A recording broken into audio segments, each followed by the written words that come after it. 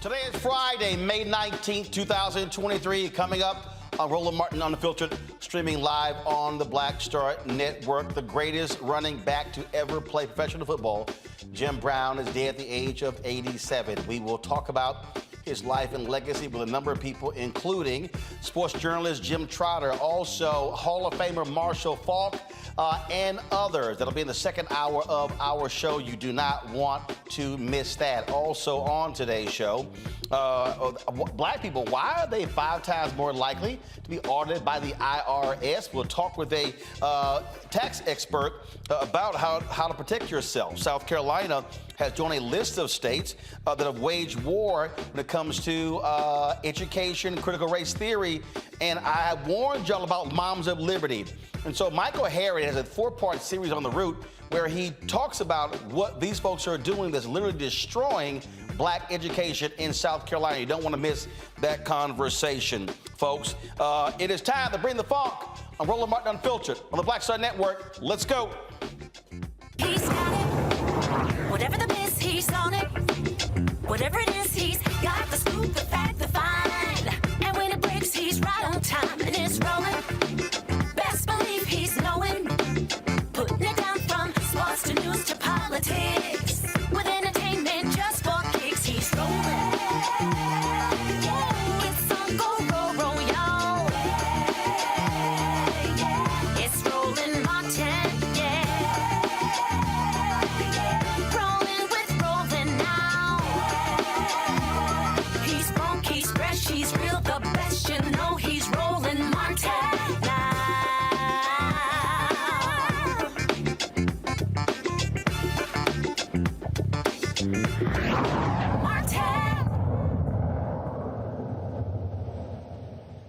All right, folks, let's get things started here on Roland Martin Unfiltered. Again, Jim Brown, breaking news, Jim Brown, the great NFL player, the greatest running back in history, passed away today at the age of 87. His wife released that information on social media announcing his death. His wife Monique. Of course, he was a star football player in college, star in the NFL, played only 9 seasons, left at the height of his career, finished as the all-time greatest rusher in NFL history, a record later broken by Emmitt Smith. In the second hour of today's show, we're going to pay tribute to Jim Brown. A number of people are going to be joining us, talking about his life and legacy. But also remember, it wasn't just what he did on the field in Hollywood, but also when it came to community groups and also anti-gang initiatives. And so there are a number of folks we'll be chatting with, journalists as well as activists, as we talk about, remember, Jim Brown, again, dead at the age of 87. Folks, the Internal Revenue Service admits that black taxpayers are more likely to be subjected to financial investigations than any other group. That's just absolutely stupid. According to the New York Times, IRS Commissioner Daniel Werfel sent a letter to the U.S. Senate detailing their research indicating the audit disparities. The letter in part says a recent study estimated using imputed race values that black taxpayers are audited at 3 to 5 times the rate of non-black taxpayers.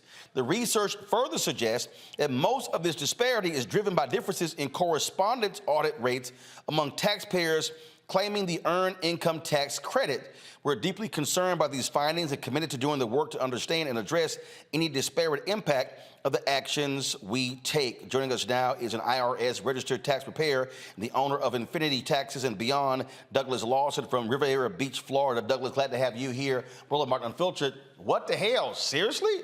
I mean, ain't like black folks. I mean, if you want to be auditing somebody, audit these rich-ass white folks who are cheating the government out of millions. Brother Roland, I appreciate the time. It's always a pleasure to be here. I had a conversation with my buddy yesterday when this was posted, and his first response to me, the sky is blue and water is wet. It's happening. It's continuing to happen. And because they found out that it's actually disparity at 5 times the amount of non-black taxpayers are being audited, it's ridiculous. So when we have 5 times the amount of our black folks that are being audited by the IRS and the disparities that are currently set, we have to understand that the system is working exactly how it was created to work. It's not broken. It was created against our communities, and we have to be very intentional about it. So I really want to thank, our representatives that sent out letters to investigate this. Representative Bill Pascrell from New Jersey, he said, I need to find out about what's going on because this is disgraceful and must end. So thank you, Representative Bill Pascrell, for standing up for our community and fighting this injustice that was set forth against our community. So they're claiming this is tied to the Earned Income Tax Credit. Explain. So they're claiming that the EIC credit is the reason that the algorithm is causing for the audits to be presented, and the majority of them are looked at. It's non-race based.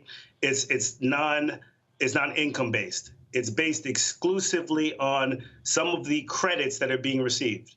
But lo and behold, these credits are predominantly going to minority and low-income families. So that's why a larger amount of individuals are currently being audited from our community. So the EIC credit, the Earned Income Credit, that actually is causing for the trigger of the audit, was put in place and actually addressed by the representatives that have set the code to see who is determined to be audited and who's going to be taxed at a higher amount. So if we have to look at who's being taxed, why are they not auditing, as you said, the higher income class, the individuals, business owners, the individuals that actually have the ability to hide and shuffle funds around that created the code versus actually the ones that are just trying to make a living?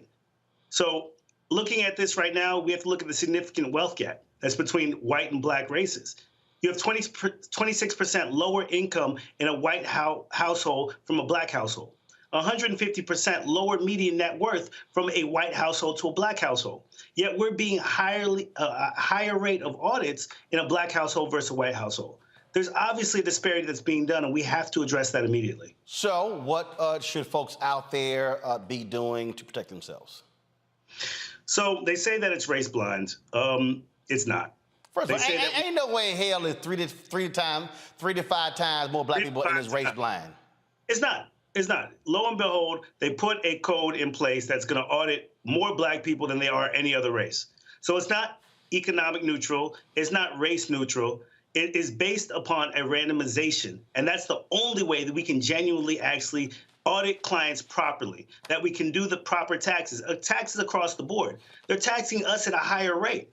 When you have individuals that are making more income that are paying less tax than the low and median income families, it's ridiculous because they understand the discrepancies and disparities that they have to address. They understand that they actually have tax barriers and benefits with home ownership, with business ownership. So this is not being taught to our families, but we're actually being audited at a higher rate and then actually having to pay back taxes because we're trying to take some of the credits that they've put in place for the upper class, for the individuals that create this code. Right, and that's the point that I make. It was not created for us. It was created for them. Listen, I say it all the time. I serve on the city council in my city. And the reason I started to serve this community is because I saw the systemic racism that was created. And if we don't have a seat at the table, we cannot change these laws. So it doesn't matter white, black, Hispanic, Asian. When you're at the table and you're making decisions, you have to fight for us. Again, I'm going to thank Democratic representative from New Jersey because he fought for us. He said this is disgraceful. Any individual that's sitting at the table, you have to be a decision maker. So as a tax provider, as somebody that's actually providing this code and also being a policymaker in my city, I understand that if we're not at the table, we are going to be on the menu. Well, this is, absolutely crazy. But look, we know what it means to be black in America. It hasn't changed. And as my buddy said, Olu told me, water's wet, sky is blue. Nothing's changed. This is who we are, but we have to continue to fight for what is right. So random audits is what we have to truly do. Do not base it upon any code that directly disparages our community. Base it upon a randomization where 1 through 6, they're picking number 4. Whatever it takes to not address the concerns that we have that's causing for us to be segregated, causing for us to be repressed, causing for us to be put into a position where we're discriminated against. Absolutely. Douglas, we appreciate it, man. Thanks a lot. Brother Roland, I appreciate the time as always. Thank you. All right, folks. We'll be back on Roland Martin Unfiltered on the Black Star Network. Don't forget, folks, if you're watching on YouTube, hit the like button. You're commenting, hit the like button before you start commenting. Also, download our app, Black Star Network app, Apple phone, Android phone, Apple TV, Android TV, Roku, Amazon Fire TV, Xbox One, Samsung Smart TV. You can also join our Bring the Funk fan club. Your dollars make it possible for us to do what we do. So send your check and money orders to P.O. Box 57196, Washington, D.C., 20037-0196. Cash App, $RM Unfiltered. PayPal, R Martin Unfiltered. Venmo is RM Unfiltered. Zelle, Roland at RolandSMartin.com. Roland at RolandMartinUnfiltered.com. We'll be right back. Hatred on the streets, a horrific scene, a white nationalist rally that descended into deadly violence. White people are losing their damn minds. An angry pro-Trump mob storms the U.S. Capitol. We've seen We're about to see the rise of what I call white minority resistance.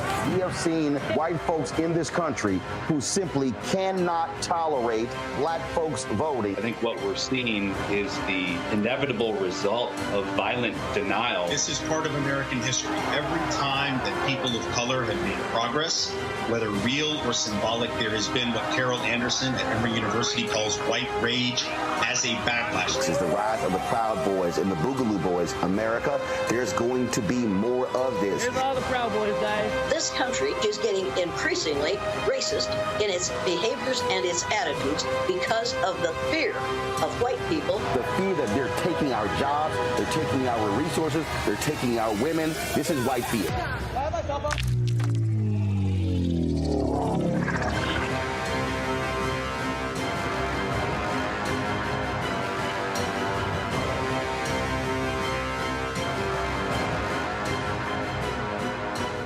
Black Star Network is here.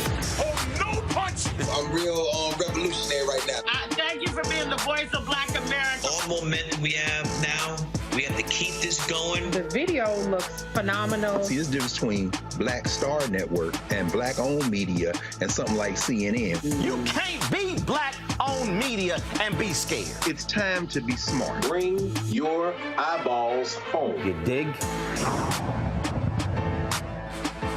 I'm Bill Duke. This is Diala Riddle. What's up, y'all? I'm Will Packer. I'm Chrisette Michelle. Hi, I'm Chaley Rose, and you're watching Roland Martin Unfiltered.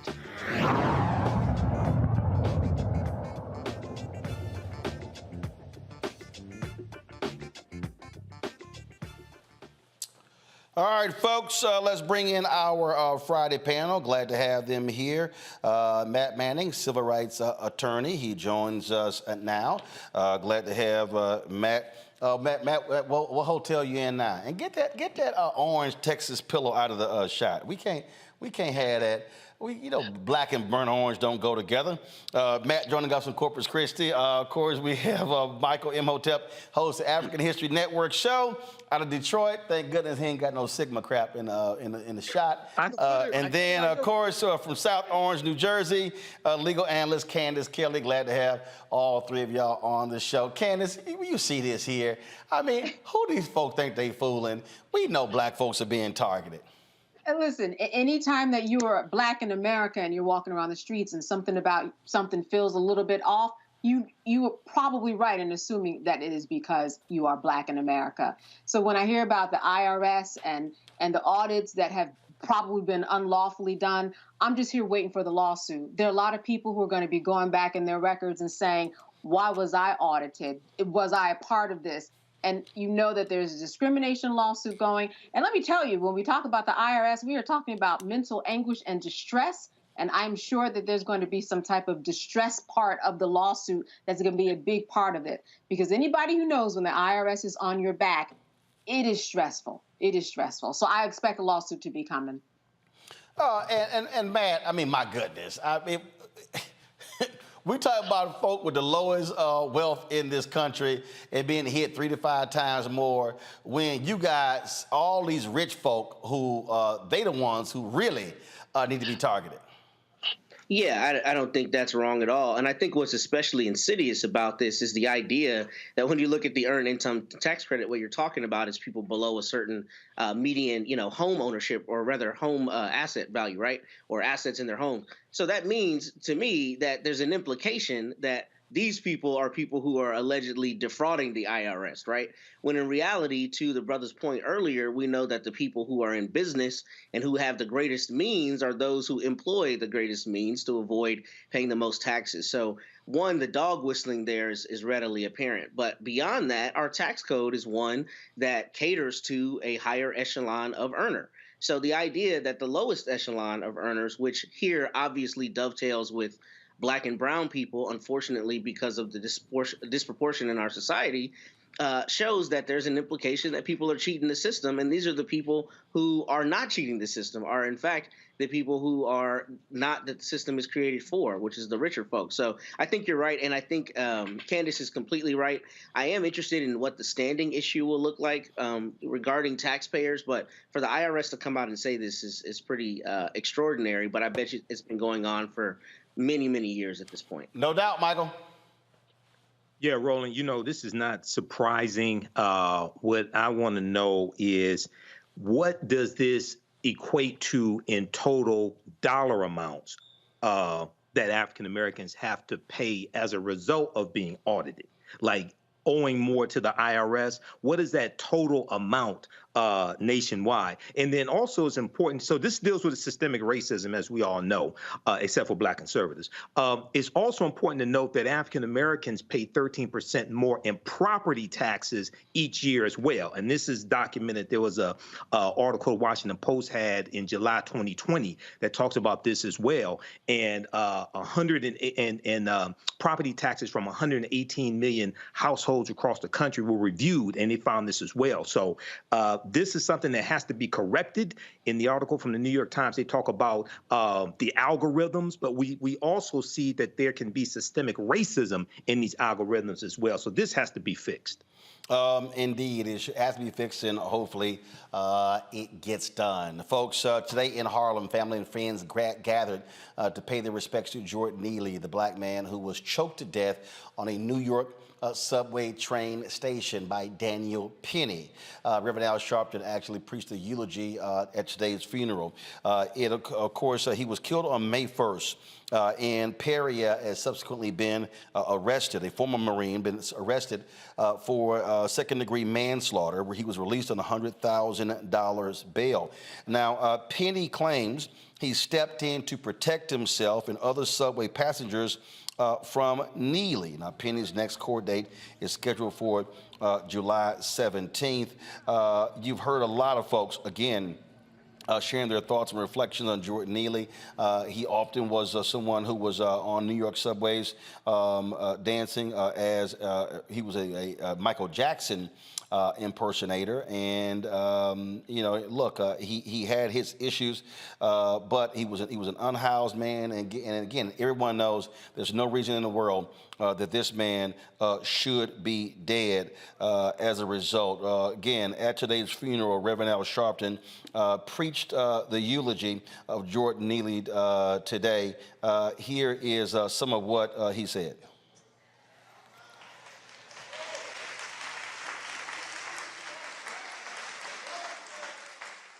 We keep criminalizing people with mental illness. People keep criminalizing people that need help. They don't need abuse, they need help. I want to know who called the order that it was all right for this man to choke this brother to death and go home and sleep in his bed. Who gave the order that it was all right to release him? We can't live in a city where you can choke me to death with no provocation, no weapon, no threat, and you go home and sleep in your bed while my family got to put me in a cemetery. There must be equal justice under the law. The sick part about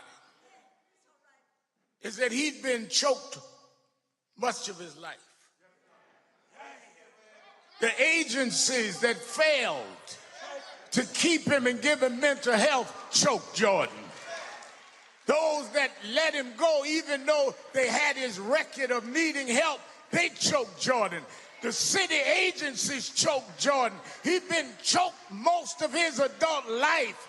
He's an example of how you're choking the homeless, how you're choking the mentally ill, how you're choking all over this city.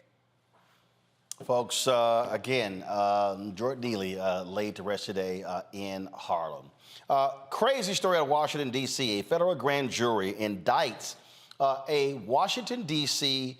Metropolitan Police Department lieutenant for his role in the January 6th domestic terror attack. But here's what's crazy about this story. This lieutenant supervised the intelligence branch of the Metropolitan Police Department. He tipped off former Proud Boy member leader Enrique Tarrio about a pending warrant for his arrest just ahead of the January 6th attack. Shane Lamont was indicted on 1 count of obstruction of justice and 3 counts of making false statements. The charges stem from the investigation into burning a Black Lives Matter banner in December 2020 when the Proud Boys were roaming the streets of D.C. for a pro-Trump event. According to the indictment, Tarrio and Lamont communicated at least 500 times using cloud-based messaging services between July 2019 and January 2021. Tarrio and other members of the far-right group were recently found guilty of seditious conspiracy in connection with the Capitol attack. Now, Tarrio was not in D.C. on January 6th.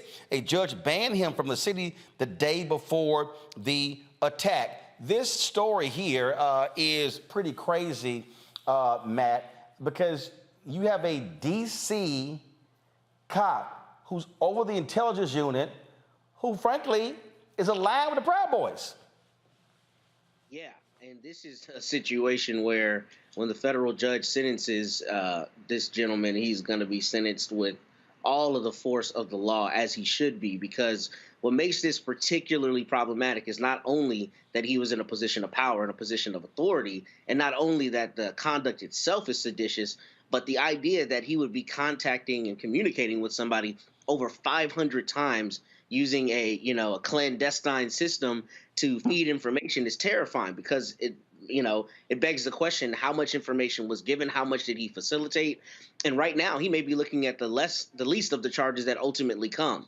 Right now, it's obstruction of justice and lying, but it could ultimately be sedition. It could be all the way up to treason. If it's found with the prosecutors that, what he was communicating was directly facilitating this attack on the Capitol, which we know is obviously one of the greatest documented affronts to democracy in the history of this country. He should not only have the book thrown at him, but it should be very terrifying to all people out there to consider that the police, which we know are not obviously beyond reproach, would be intimately involved in facilitating a terrorist attack on the seat of government.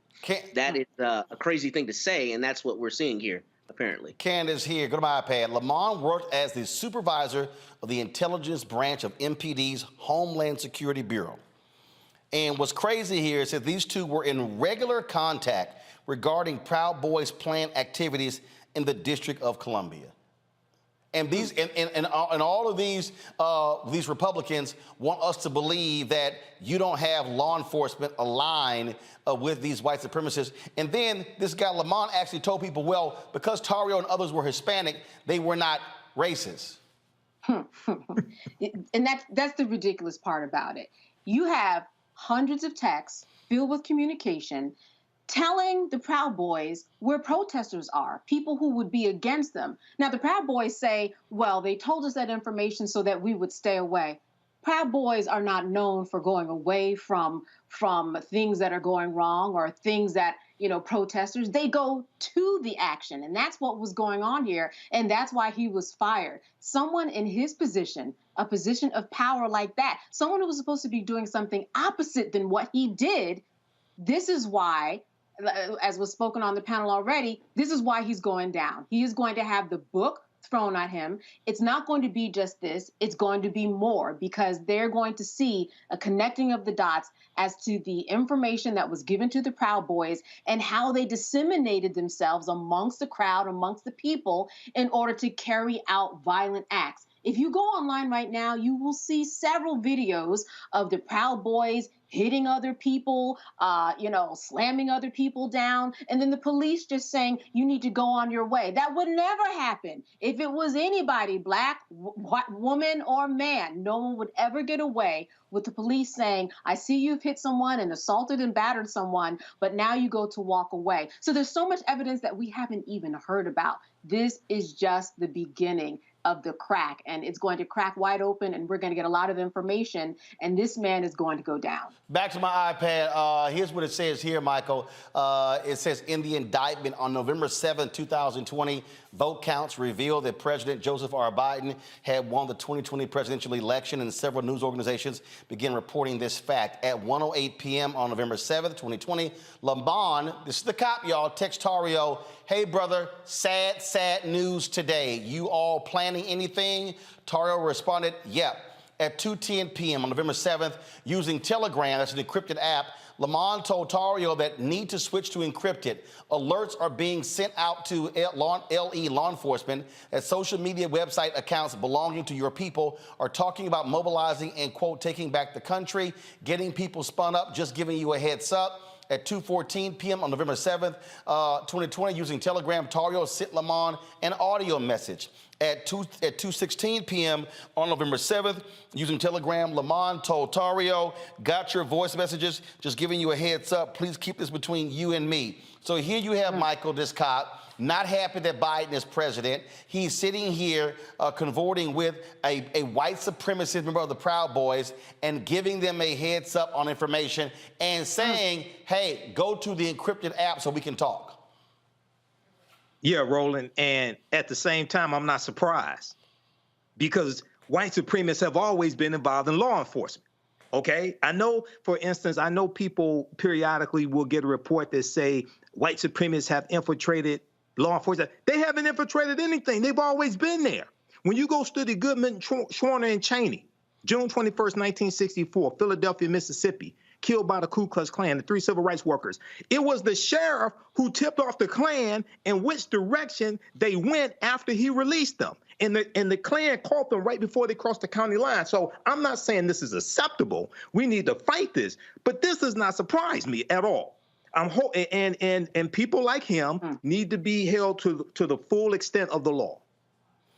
Indeed. All right, folks, hold tight. First of all, before I go to the break, sheriffs indicted for this took place in Georgia. We covered this story here. A Georgia grand jury has indicted 3 former law enforcement officers for beating a black inmate inside a county jail. Former Camden County Deputy Ryan Beagle and detention officers Mason Garrick and Braxton Massey are facing charges of battery, simple battery, and violations of oath by a public officer. The incident happened in September when the 3 officers were caught on video beating Jared Hobbs, who was initially hit with 10 additional charges after the incident, but those charges were dropped once the video was released. If convicted, the officers could face up to 12 months in jail. However, the violation of oath by a public officer charge is a felony with a possible punishment of 1 to 5 years in prison. And so, again, glad to see that happen. Now let's see if they get convicted.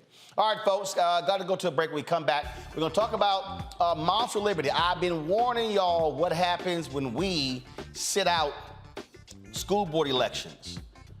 Michael Harriot is going to join us. He has a 4-part series with The Root where he broke down how these white, crazed, deranged, anti-CRT, white, hardcore conservatives are taking over black school districts, firing black superintendents, and they're in control of our kids' education. It is a despicable thing that's happening, not just in South Carolina, but all throughout the Southeast, folks, and they are not stopping. We'll explain next on Roland Martin Unfiltered right here on the Black Star Network. That was a pivotal time. I remember Kevin Hart telling me that. He's like, man, what you doing, man? You got to stay on stage. And I was like, yeah, well, I'm young, thinking, like, I'm good. And he was absolutely right. What show was the other time? This was one-on-one. Got it. During that time. So you're doing one-on-one, going great. Yeah. You making money. You like. I'm like, I don't need to leave. I don't need to leave from Wednesday, Thursday to Sunday. I didn't want to do that. It was just like, I'm gonna stay here. Or I didn't want to finish work Friday, fly out, go do a gig Saturday, Sunday. I was like, I don't have to do that. And I lost a little bit of that hunger that I had in New York. I would hit all the clubs, run around. Sometimes me and Chappelle or me and this one or that one, we go to the Comedy Cellar at 1 in the morning.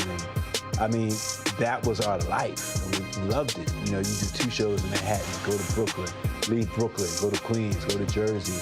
And I got complacent. I was like, I got this money, I'm good. I don't need to go chase that, because that money wasn't at the same level that I was making, but what I was missing was that training. Yes. Was that. And it wasn't the money. It was the money. It was that's what I needed.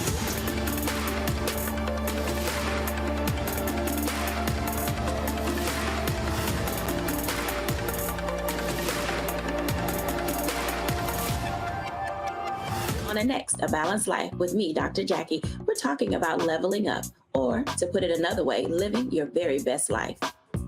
How to take a bold step forward that'll rock your world. Leveling up is different for everybody. I think we fall into this trap, which often gets us stuck because we're looking at someone else's level up journey, what leveling up means to them. For some, it might be a business venture. For some, it might be a relationship situation, but it's different for everybody. It's all a part of A Balanced Life. That's next on Black Star Network. Hey, what's up, everybody? It's Godfrey, the funniest dude on the planet. And you're watching Roland Martin Unfiltered. Ow.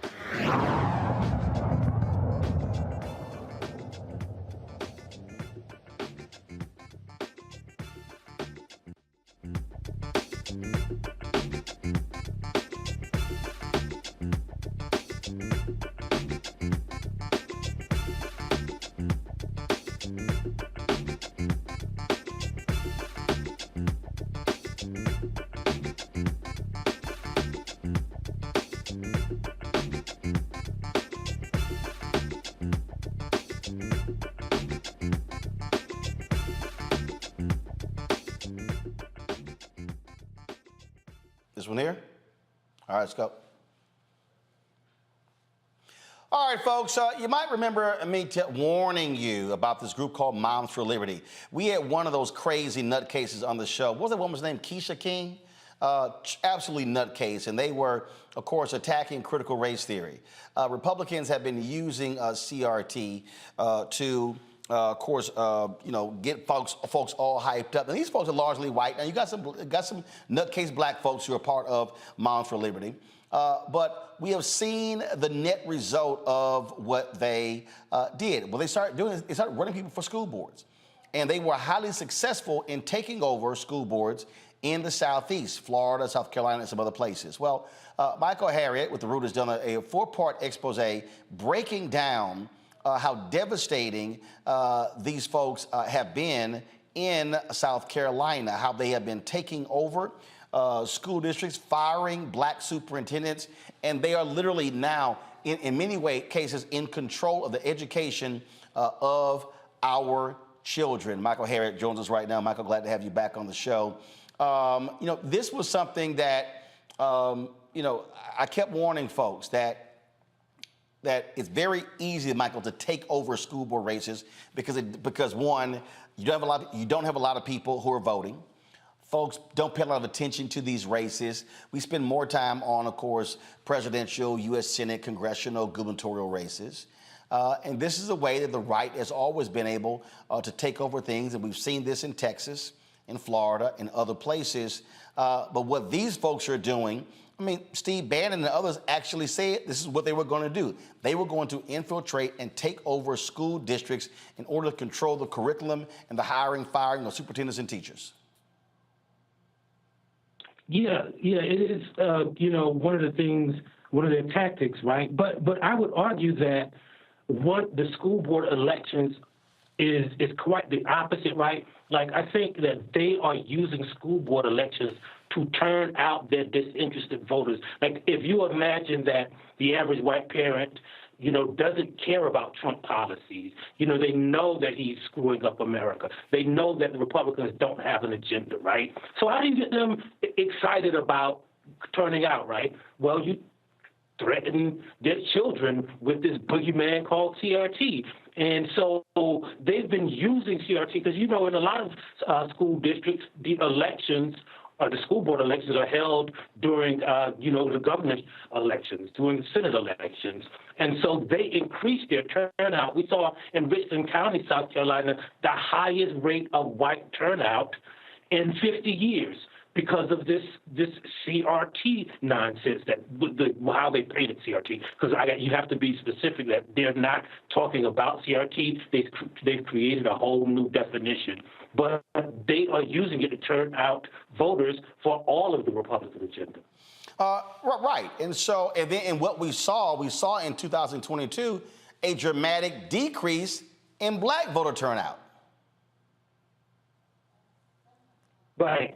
We saw that because part of it was the flip side of, like, I think a lot of black voters got complacent after they got Trump out of office, and we didn't organize, and we just assumed that, hey, we're going to turn out like we always did, not knowing that like black voter turnout is an ongoing effort and not taking into account all of the efforts that have been used to suppress black voters since Trump came into office, right? And so I think we got a little bit complacent while they were motivated by this brand new thing. Like, they weren't concerned about the Mexican caravan anymore or immigration anymore. So they had to have something, and they coalesced around this idea of critical race theory.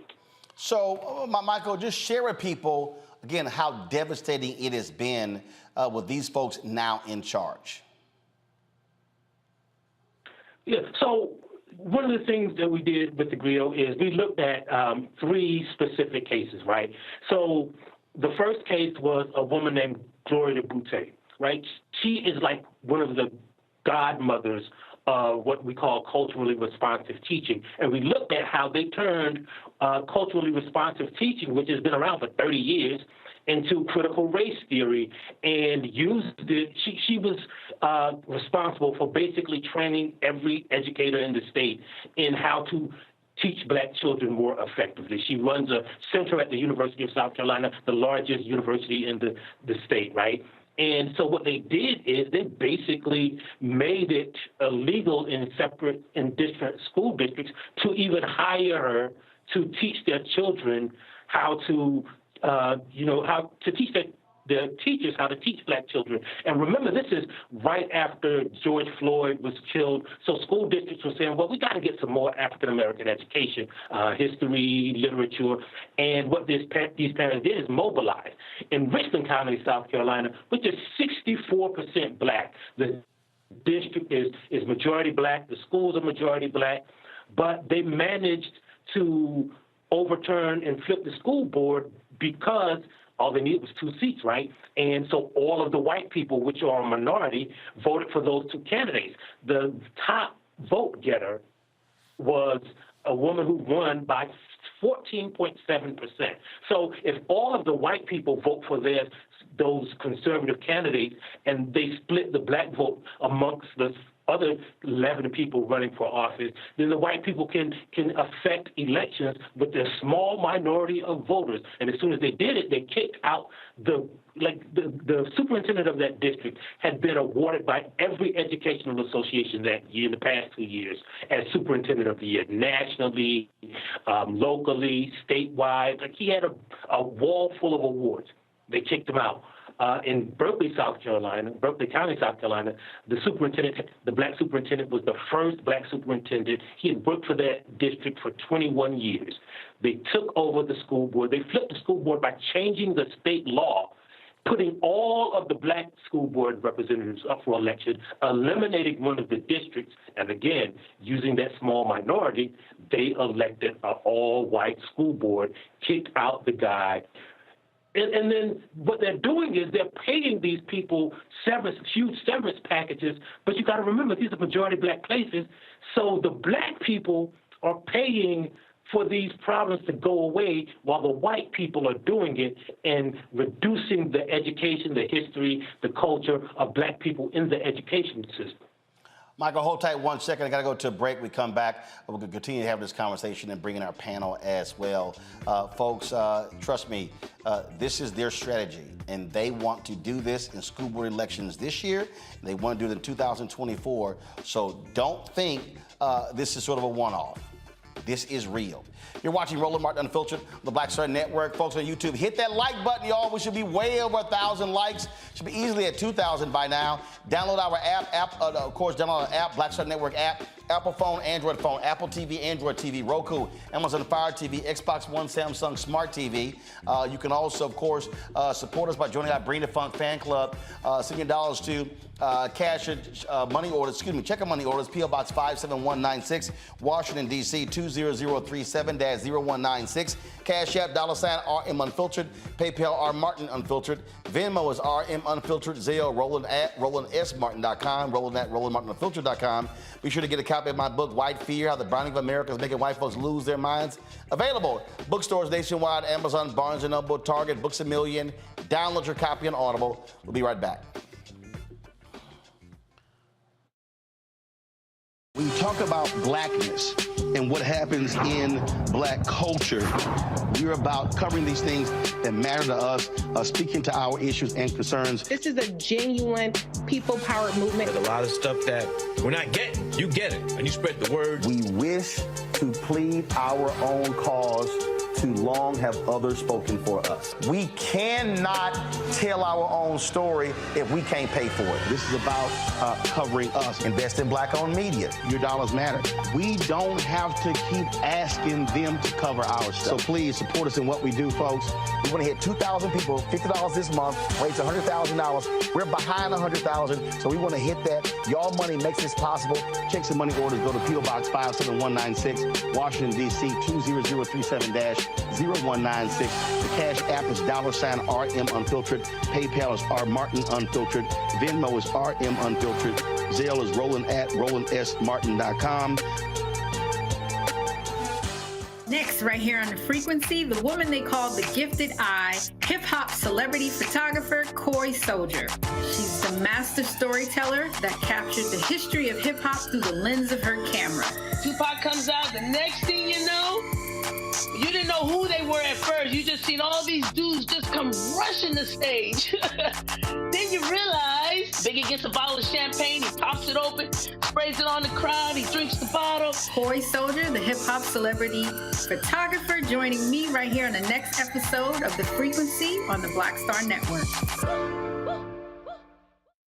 What's up, what's up? I'm Dr. Ricky Dillard, the choir master. Hey, yo, Peace World, what's going on? It's the Love King of R&B, Raheem Devon, and you're watching Roland Martin, Unfiltered.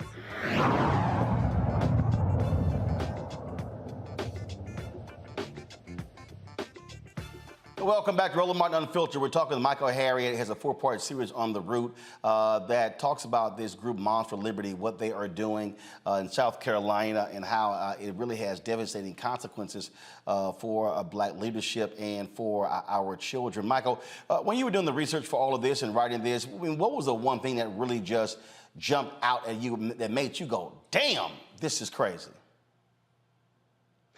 Well, the most interesting part of it to me is that, like, you have a woman like Gloria Boutte, who's literally been on every continent teaching how to teach minority children. You have Baron Davis, who's won every award. You have Deion Jackson, who has a doctorate, who's been in that school district for 21 years. And then they are battling just random, uneducated white people, like the woman, Sherry Few, who led the effort in Kershaw County against Boutte. Like, she doesn't even have a college degree. Like, she is just uneducated. The women all over the country who are starting this movement, the woman in Berkeley County doesn't even have a child in Berkeley County schools. The president of Berkeley County Moms for Liberty, the woman in Richland County, she doesn't have a degree in education. Even the guy who started this whole thing, Christopher Rufo, right, who said he was quite intentionally redefining critical race theory as everything that white people hate. He doesn't have any education, experience, or training in education. And that's the crazy thing. Like, you have, like, the most excellent Black people going up against white people who just believe things, who've never studied critical race theory, who've never studied education, who've never even studied, who don't even have a tie to the education system in their district. Wow. And again, for them, this is not about education. It's about political power. It's about control. And it is about putting Black folks in their place. Let's open up for my panel. Questions from my panel. Candace, Kelly, you first. You know, so Moms for Liberty, they have chapters all over, and they're recruiting people heavily. I'm wondering, what do you think, in your estimation, is the equivalent of what we can do? We already have organizations in place. What do we do to combat Moms for Liberty that is, you know, basically recently just formed, and we've got organizations that have been formed for years? How do we jump in? What do you see as part of the solution? Well, I think part of the solution is doing just exactly what Roland is doing, right? Telling people about the threat that they pose. But I think also, right, so in these anti-CRT laws that they have concocted, right, is stuff that, like, we should turn the tables on them. If they don't want us to teach about Black history, like, we don't want them to teach what makes our kids uncomfortable. Why should our kids have to learn about Thomas Jefferson, right? Like, he was a slave owner and a slave rapist. Why do they have to? That makes my kids feel uncomfortable. George Washington chased owner Judge down until the day he died. So that makes my children feel uncomfortable. We should use their laws to our advantage. If they want to gerrymander Black people out of the education system, then we want to gerrymander their lives and all of their history of racism out of our children's heads. All right, Michael. Hey, Michael, look, it's good to talk to you. I've been following this whole anti-critical race theory a lot and talked about it on my show. What I wanted to know is, I remember when this anti-critical race theory push was beginning, you had Democrats who were reluctant to fight back against it, to call out the lies that are being told by the right, things of this nature. Now this has exploded, and you have people gaining political power through local school boards. What do you think we should do now? I understand what you just said about flipping it around and talking about Thomas Jefferson and George Washington, but overall strategy to really fight this and take back this power. What do you think, especially African Americans, should do right now? Well, first of all, we have to fight it from the inside. We have to fight it our individual teachers, right? Like, because one of the things that people don't realize is, like, if there were people, superintendents and school board members who wanted to teach critical race theory, like, school boards don't really control the curriculum, right? So what we have to do is fight at the state level to make sure our history is included in our curriculum. What we have to do is fight at the school board level to make sure that the people who attend those meetings aren't spreading these lies. And what we have to do, most importantly, is recognize that, like, the history of the school board, the people who are running for school board and their candidates, we should know about those candidates as much as we know about the people who are running for governor and president and secretary of state, because those are the people who, like, for instance, in Richland County, they ran this black conservative, right? So they got some white people, all the white people to vote for her, but a few black people saw, ooh, there's Lakeisha up here, so we're gonna vote for her, not knowing that she was endorsed.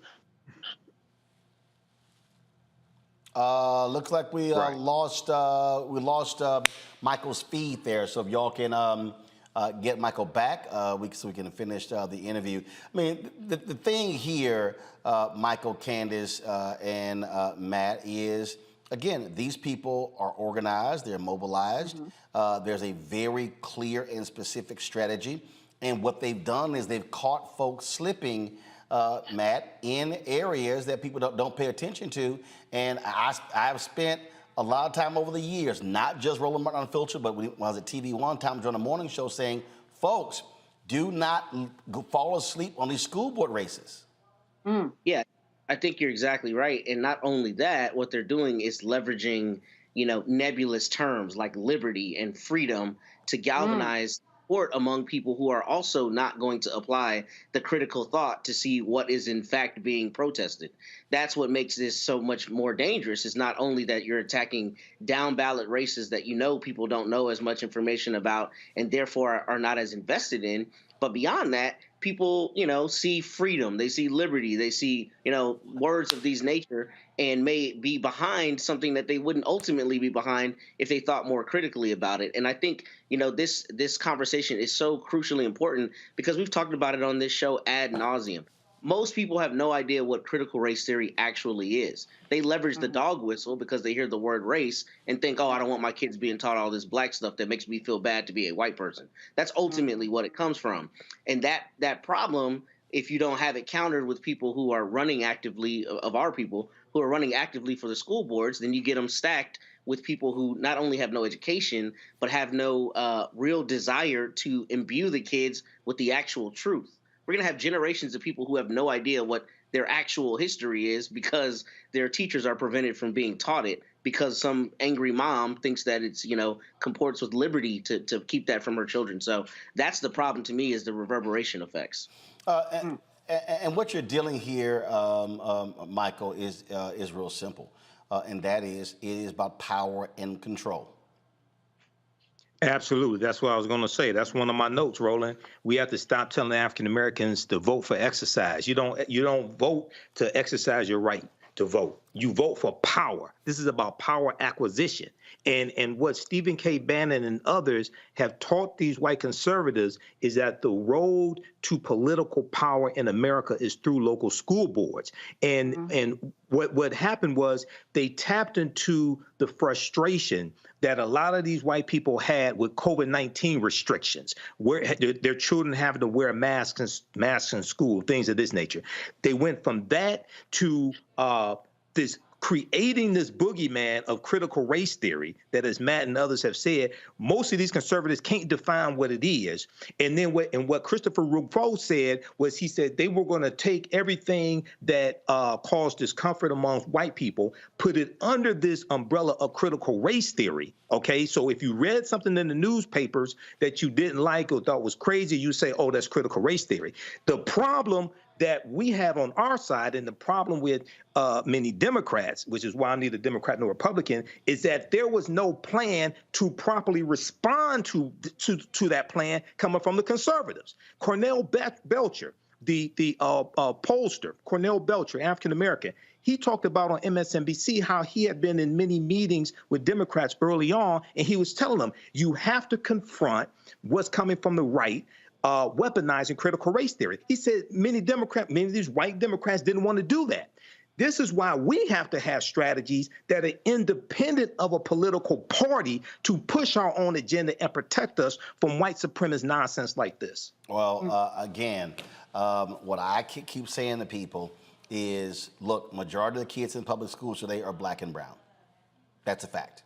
And if we are sitting on the sidelines and sitting out these elections, it's very easy to come in, run folks, take some resources, and take it over. And I keep telling people, this is going to be happening in South Carolina, North Carolina, rural areas, in the city as well. And so we got to be very cognizant of all of this, because this is a fundamental problem. And again, this is how this is how they mobilize and organize. As Michael Harriot said, they were using this to energize their base. It was driven by race. It was driven by white fear. I laid out in my book, this is what it was all about. And so, frankly, a lot of us were not paying attention. There were hundreds of thousands of black people in South Carolina did not vote in 2022. This is what they did. And what did they do? They went in and started firing black superintendents, started firing black educators. Folks, this is real. This is real.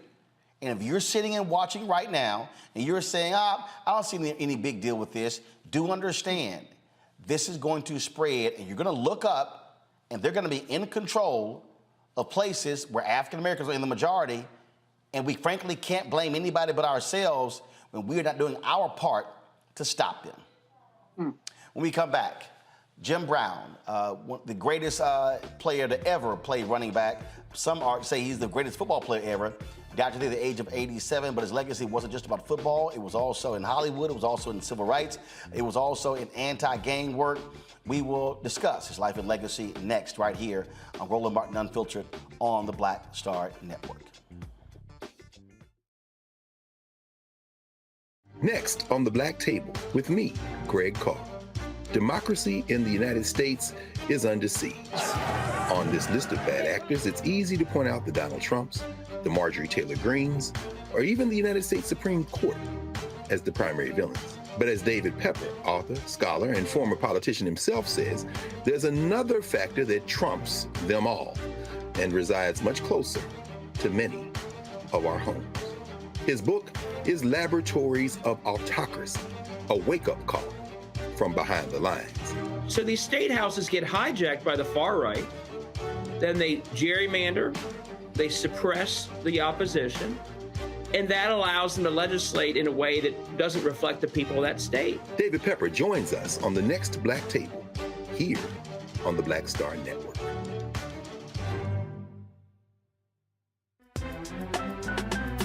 I'm Faraji Muhammad, live from LA.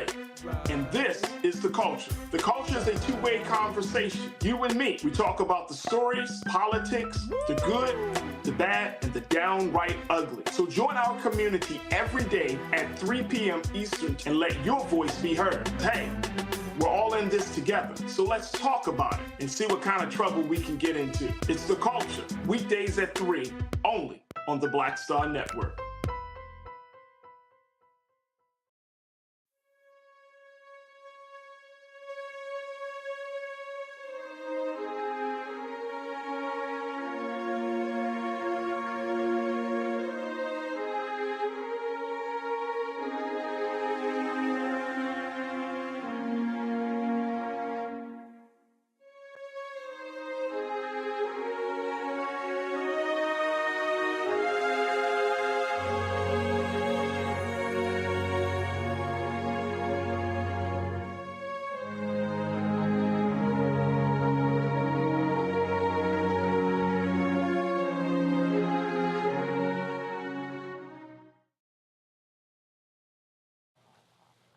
He starred at Syracuse University, should have won the Heisman Trophy, but racism prevented him from doing so.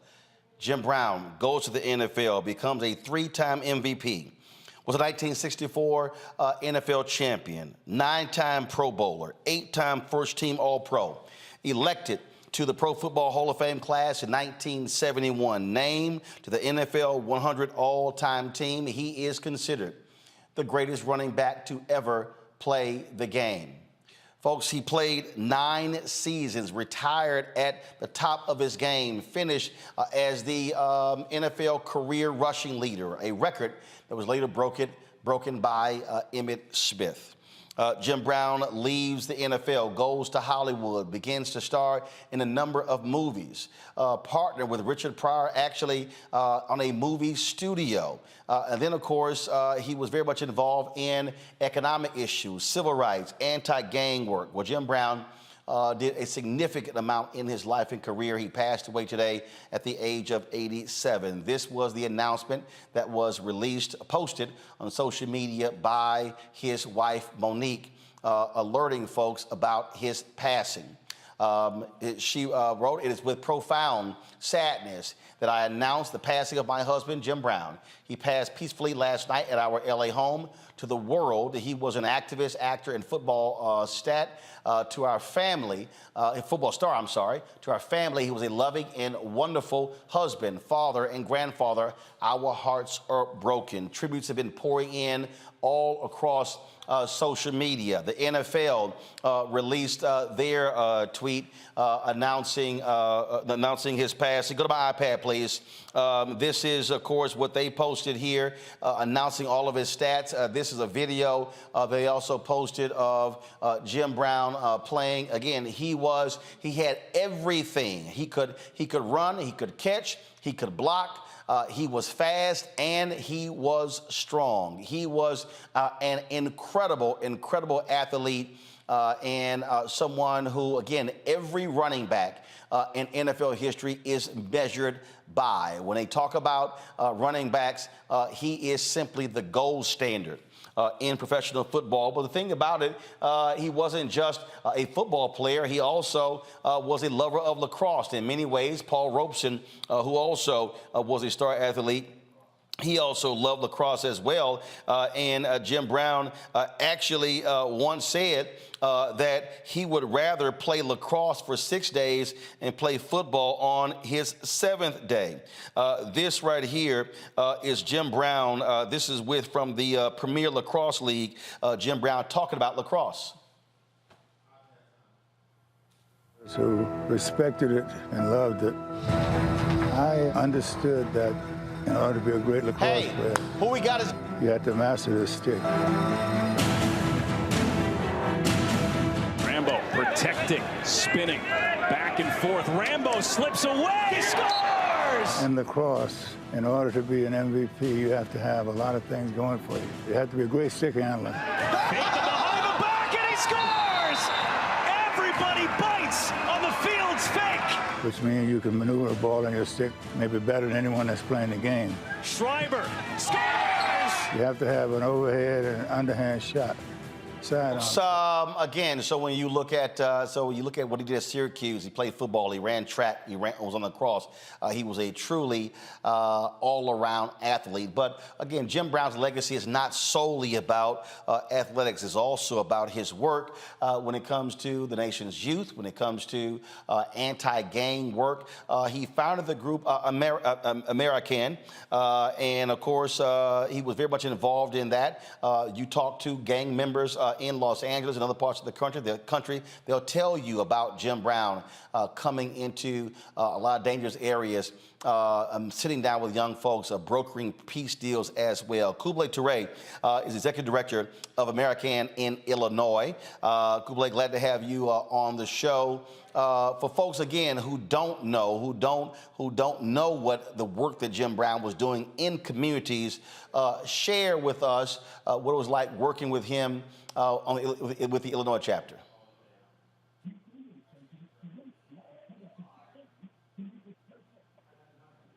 All right, Toure, are you there? All right, are you there? Can you hear me? Yes, sir, I hear you, brother. Go right ahead. Just share your thoughts about the work that Jim Brown did with his organization. Jim Brown program, brother, started here in Chicago after the death of my son got killed in 1991. And at that time, I was on a mission. But Jim came in town, and he brought the American program. He sit me down and explained to me about the American program. The young brother, the leader of the gang that killed my son because of brother Jim Brown. Met with that young brother, man, and let him know that I was going to kill him because he was the leader of the gang that killed my son. But Jim Brown told me, he said, brother, he said, Kubla, he said, listen. He said, we all make mistakes, man. He said, that's a young brother needs some leadership. And the problem that we have, that a lot of brothers out here don't take time out, you should help some of these young guys. He said, now, if you help them, you can help the American program, because that's what it's all about. And that worked with that young brother right today, Martin. The work of the American in Chicago is deep, but we never got no kind of help other than from Brother Jim Brown. And the program was self-sufficient. But, and that's one reason I never reached out to Jim for no help. One of the things that, again, people don't know, just the number of times he mediated disputes between gangs. Roland, very, very valid point. Because of Jim, when he came in this city, he would get with me, and there would be a lot of hot issues flying up, and Jim would go in those areas with me and sit down and talk with them brothers, man. What a lot of people don't understand also, Roland, is this. Stateville Penitentiary. Jim Brown and I went to Stateville Penitentiary, talked to a lot of brothers behind the walls. A lot of them guys had a lot of influence out here on the street. And because we talked to a lot of them guys, you know, he was able to relate to him about the American program. And when a lot of them guys got out, I ran the American program in Chicago. And in Chicago, we said, educate before you agitate. Communicate and participate. It's a process.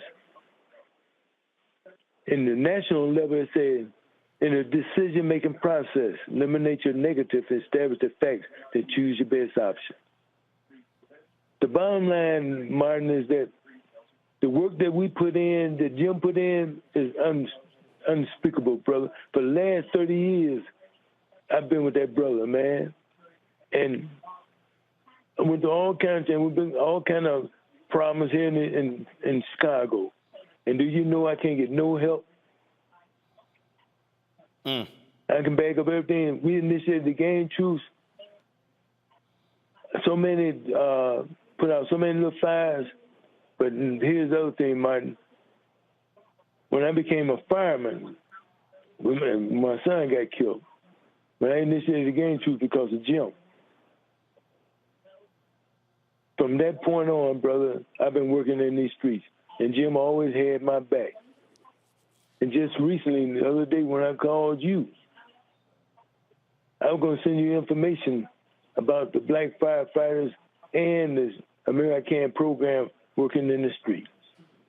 You know, right now, brother, after 30 years, I got a young brother that teaches boxing over at the Robert Taylor Park named Jeff Mason, former gangster disciple. For 30 years, that brother, I've been working that program. I got another young brother, the Vice Lord, Coach Charles Rice on the West Side, Lindale Eagle football team. For 30 years, brother, these programs, I've been working through the American program. So we've been doing the work, brother, but don't nobody want to give us our props.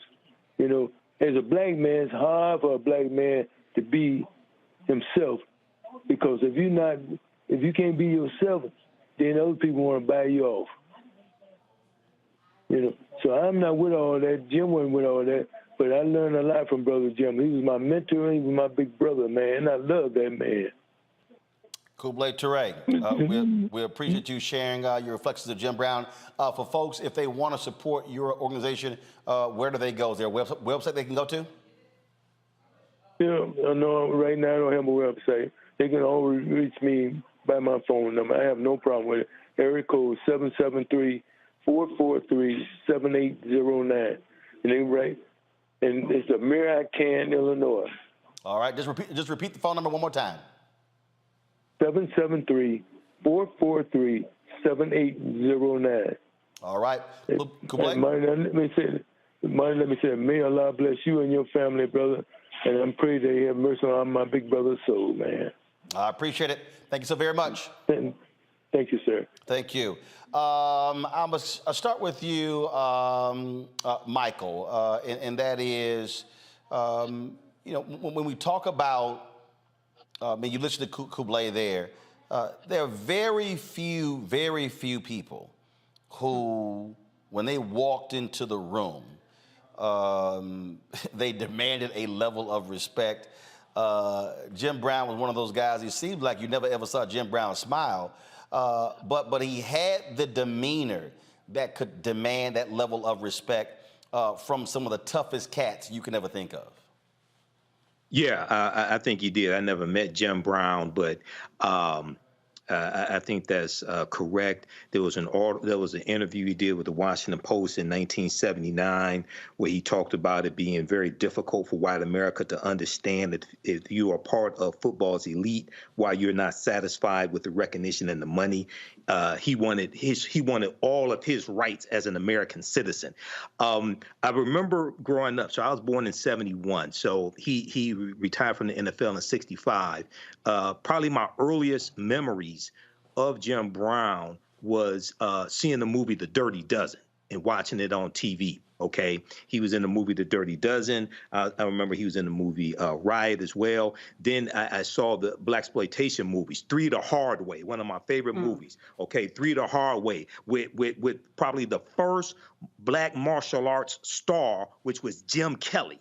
Okay, they were in that movie together. He's in the Slaughter movies as well. Then in the 1990s, he's in the movie The Original Gangsters, which reintroduces these what were termed in Ebony magazine blaxploitation stars, reintroduces them to another generation. Okay, and then you have the work that he did, the anti-gang violence work. I remember watching on CNN, like when the Rodney King verdict happened and the rebellion that took place after that, and Jim Brown talking about the work he was doing with Mary Khan as well. And lastly, Roland, in the past couple of years, there's a movie that Regina King directed called One Night in Miami, which is a fantastic movie which deals with the fictional account of the night of February 25th, 1964, after Cassius Clay defeats Sonny Liston. And it's a fictitious account of a party that Malcolm X had back at his hotel room with Jim Brown, Cassius Clay, Muhammad Ali, and Sam Cooke. It's a fantastic movie. So, we really need to study Jim Brown. There may be some things that we disagree with here and there. The picture that you're showing right there is the Cleveland Summit, 1967, after Muhammad Ali is stripped of his title as well, and you have these African-American athletes. You have Lou Alcindor, before it's Kareem Abdul-Jabbar, I think it was Lou Alcindor. You have Bill Russell, et cetera. Many of them are there for different reasons, but it's important for us to study these African-American men. All right, hold tight 1 second. I got to go to a break. And of course, in that photo, you saw Jim Brown and Bill Russell. We lost Bill Russell earlier this year. Reverend Jesse Jackson Sr. alluded to that. I'll read his statement when we come back. Folks, you're watching Roland Martin Unfiltered as we pay tribute to the legendary Jim Brown, who died last night at the age of 87. You're watching the Black Star Network.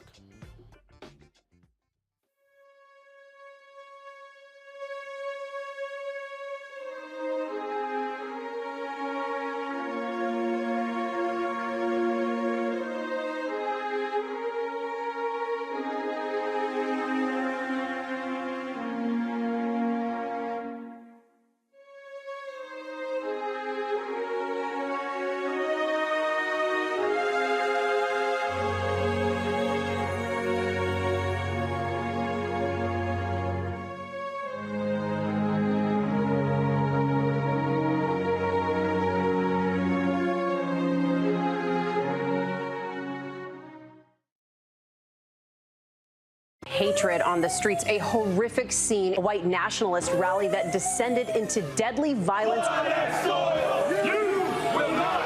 White people are losing their damn minds. As an angry pro-Trump mob storms the U.S. Capitol, we're about to see the rise of what I call white minority resistance. We have seen white folks in this country who simply cannot tolerate black folks voting. I think what we're seeing is the inevitable result of violent denial. This is part of American history. Every time that people of color have made progress, whether real or symbolic, there has been what Carol Anderson at Emory University calls white rage as a backlash. This is the rise of the Proud Boys and the Boogaloo Boys. America, there's going to be more of this. Here's all the Proud Boys, guys. This country is getting increasingly racist in its behaviors and its attitudes because of the fear of white people. The fear that they're taking our jobs, they're taking our resources, they're taking our women. This is white fear.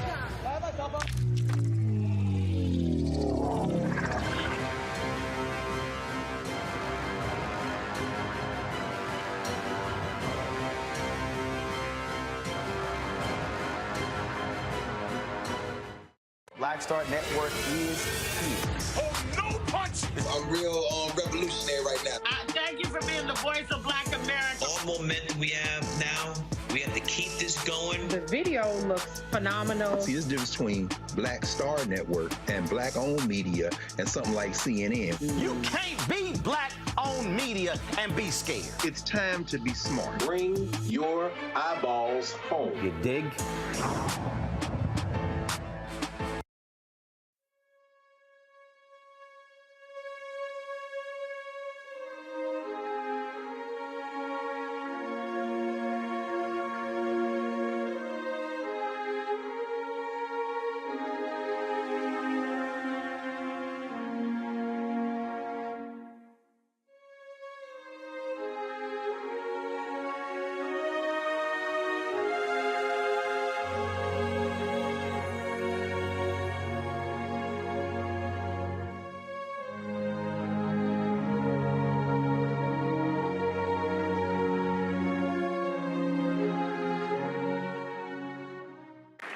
And it's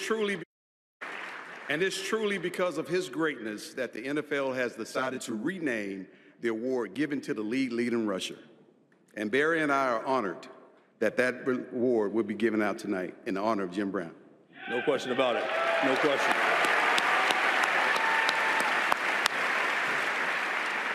Now, please give it up for the first Jim Brown Award winner, Josh Jacobs of the Las Vegas Raiders.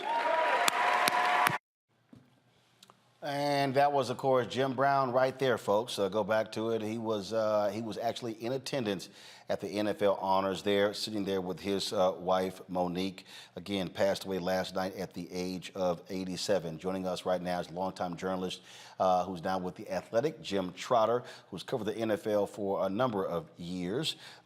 Jim, glad to have you on the show. When you talk about NFL greats, we talk about greats in all areas. People throw around the phrases the GOAT, the GOAT, the GOAT. I think it's fair to say when you talk about a consensus of who is the greatest running back of all time, somebody probably would be high or drunk if they don't start with Jim Brown. Roland, I go one step further. I've always called Jim Brown the greatest football player, period, that I know of. Now, I was too young to see him play live, but in studying him and studying what he accomplished, those sorts of things, I mean, 8 rushing titles in 9 years, 9 Pro Bowls in 9 years, 3 league MVPs, the only non-quarterback to ever win 3 MVPs in NFL history. I could keep going on and on and on, but to me, Jim Brown was the greatest football player that I know of. If we go back to college, the reason that he's not a Heisman Trophy winner because of racism. There is no doubt he should have won the Heisman Trophy his senior year. What was it? Paul Hornick who won, who was like on a losing team.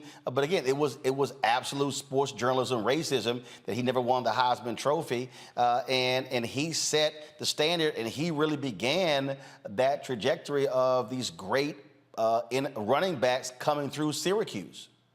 Well, here's the thing, too, though, Roland. He was not just a great football player. He was a great lacrosse player. And track. As well. Yes, you could make the case that Jim Brown was maybe the greatest athlete we've ever had, period. Now, I will throw one name out there. I would love to have that debate, Jim Brown, Paul Robeson. Okay, you could have that debate. But I'm saying when you are the best in every sport that you compete in, and we know he was the best, well, in my opinion, he was the best in football. In lacrosse, he was the best. You know, you talk about track and field, Jim Brown was just, he was incredible. And it's funny, I want to show you, like this book, I write about it in the column I just wrote, Jim, and I talk about how this is one of the most powerful books I've ever read, his autobiography, because of its directness, its frankness, and his ability to be unapologetic. And all the things he talks about being a black man growing up in the 50s, and all the things he dealt with in the NFL, and all the things he dealt with afterwards, and what his mindset is, and all of that. I know as a young sports writer, back in 1989 when this book came out, I was 3 years out of college. And so I'm working in newsrooms where I don't see many of me. And so there were things I wanted to articulate that I felt, but I just couldn't articulate it. And then I read his book, and I was like, wow, many of the things he is saying in here are the things that I feel that I can't articulate. And so people may find it strange when I say that a sports book is one of the most powerful books I've ever read, but his autobiography did that to me. It spoke to me in a number of different ways, and I would recommend it for anyone to read who wants to learn about him, who wants to learn about conviction, who wants to learn about standing up during times where it is either not safe or not comfortable to do so. One of the things, I'm gonna bring in Candace Kelly right here. Candace, this is a story from Anscape. Jesse Washington did this story, and it sort of speaks to what Jim Trotter was just saying there about Jim Brown, and that is his season was over for the Cleveland Browns. The article says here that he was bored, so he decided to go act in the movie. And so he's filming the movie The Dirty Dozen, as it says, to stimulate his mind. Now, he knew he was going to have to prepare for the upcoming season, and he was in the final year of a 2-year deal paying him $60,000. He wanted to play the following season, but he would have had to leave the film. And the owner of the team, Art Modell, was like, hey, sorry. He said, no veteran Browns player has been granted or will be given permission to report late to our training camp at Hiram College, and this includes Jim Brown. Should Jim fail to report to Hiram at check-in time deadline, which is Sunday, July 17th, then I will have no alternative to suspend him without pay. He was like, okay, all right, no problem. And so he says Modell started fining Brown $100 for every day he didn't show up, but no one told Brown what to do, not even the owner of the team he played for. And this is what he did. He wrote the owner, Art Modell. Now, mind you, this is Art Modell, the owner, who has the greatest player on his team. And I guess he thought Jim was a regular Negro. And he wrote him this letter. I am writing to inform you that in the next few days, I will be announcing my retirement from football. This decision is final and is made only because of the future that I desire for myself, my family, and if not, to sound corny, my race. I am very sorry I did not have the information to give you at some earlier date, for one of my great concerns was to try in every way to work things out so that I could play an additional year. I was very sorry to see you make the statements that you did, because it was not a victory for you or I, but for the newspaper men. Fortunately, I seem to have a little more faith in you than you have in me. I honestly like you and will be willing to help you in any way I can, but I feel you must realize that both of us are men and that my manhood is just as important to me as yours is to you. It was indicated in the papers out of Cleveland that you tried to reach me by phone. Well, I hope you realize that when I am in my apartment, I never refuse to answer my phone. The only reason that I did not contact you before I knew the completion date of the movie is that the date was the one important factor. You must realize that your organization will make money and will remain successful whether I am there or not. The Cleveland Browns are an institution that will stand for a long, long time. I'm taking on a few projects that are very interesting to me. I have many problems to solve at this time, and I am sure you know a lot of them. So if we weigh the situation properly, the Browns have really nothing to lose. But Jim Brown has a lot to lose. I'm taking it for granted that I have your understanding and best wishes. For in my public approach to this matter, this will be the attitude that will prevail. The business matters that we will have to work out we could do when I return to Cleveland. I will give you any assistance I can, and I hope your operation will be a success. You know the areas that I can be helpful, and even if you do not ask for this help, my attitude will be one that I will do only the things that will contribute to the success of the Cleveland Browns. Your friend Jim, but the key here, he says manhood. He said, the owner, Art Modell, thought he was, I can sit here and give Jim an ultimatum and he gonna come running back. Jim was like, yeah, I'm good. Yeah, Jim said, I'll quit right here on the movie set, which is what he did. And, this is what shows who he was as a man. He was a man of conviction. And what he was saying was, you will not disrespect me, and you will not tell me what to do. I am Jim Brown. I have my own manhood, and I'm a man of conviction. And I think that this is really important to understand about him, and this is why the standards are so high that he set for everybody who came behind him. I went to Syracuse. I'm wearing orange because of Jim Brown tonight. And, when you go there, you know about Jim Brown. If you didn't know about him before you went there, you knew about him once you got there because he's the person that set the standard. When he played lacrosse, they changed the rules because he was so good. They changed the rules. This is the type of man that Jim Brown was. And I think that his conviction was really felt when he was able to, as you talked about earlier in the show, organize gangs and make sure that they understood and talked to one another. That takes a lot. That takes a lot of psychological effort, too. And that's also something that he was known about, and they talked about while I was at Syracuse University, that he used psychology on the playing field in order to get into people's minds, in order to show people that he was in control. And he used those same tactics in order to manage people around him. And that's what people know who he is and who he is about. Managing people, organizing them, making them see eye to eye. So people know him for so many things as this revered sports player in so many sports. He was the first person actually to call boxing in terms of an African-American to sit there and do play-by-play and talk about boxing. And he did so many other things. He's going to be remembered for so many things, but mostly he's going to be remembered because of letters like that you just read, because this was a man of conviction, Roland. Jim, I love what he told Sports Illustrated on the set of the Dirty Dozen. He said, I could have played longer. I wanted to play this year, but it was impossible. We're running behind scheduled shooting here. For one thing, I want more mental stimulation than I would have playing football. I want to have a hand in the struggle that is taking place in our country, and I have the opportunity to do that now. I might not a year from now. And later this, he said, I quit with regret, but not sorrow.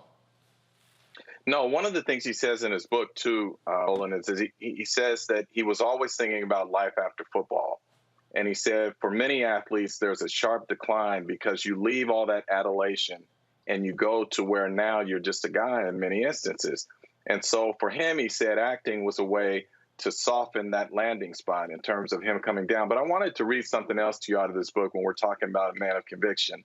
And I'll do it real quick here. He says, I've heard it a lot over the years. Paul Brown and other coaches didn't like this about my attitude, didn't like that. But they loved the damn performance. They were right about one thing. I did have an attitude. And my attitude, and this is what my coaches could never see, was not shaped only by the game of football. If my mind was limited to football, per the desires of the Cleveland Browns staff, which would later be fired by Art Modell, what type of man would that make me? My attitude was shaped by my personal conviction. It was shaped by society and my role in that society. It was shaped by being black in America in the 1950s. And if it wasn't for that attitude that people spoke of, I never would have made it to the Cleveland Browns. Man, Jim Brown was just different. And that's what I loved about him in terms of he was unapologetic and unafraid when it came to speaking his truth. And we don't see that in a lot of athletes today, which as I get older is disappointing because I think guys like Jim Brown, Bill Russell, and others had laid the groundwork for Black athletes to be able to speak up and to stand on their conviction. So for me, you know, I know some people want to focus on the other things, and that's fine. Jim Brown was a lot like life. He was complex. But in terms of how he made me feel, do I think he was a great man? Yeah, I do. Do I think he was flawed? Without question. But Jim Brown, to me, provided some purpose in terms of understanding who I was and how I wanted to carry myself in terms of addressing certain things in certain situations. Indeed. Hold tight 1 second. Got to go to a break. We come back. Marshall Faulk, Hall of Famer, will join us. Terrell Owens will join us as well. Also, we'll be talking with Ricky, another Hall of Famer, Ricky Jackson. Also, share some social media posts of various folks like Eric Dickerson, Emmett Smith, Barry Sanders, and others as they remember Jim Brown, who passed away at the age of 87. We'll be right back on the Black Star Network.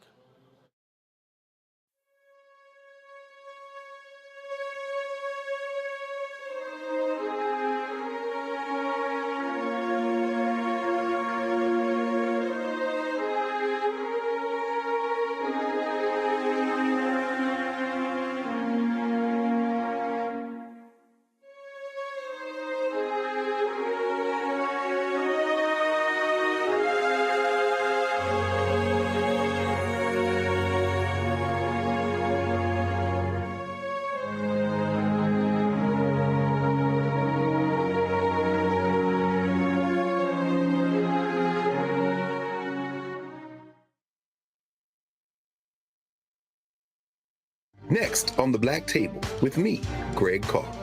Democracy in the United States is under siege.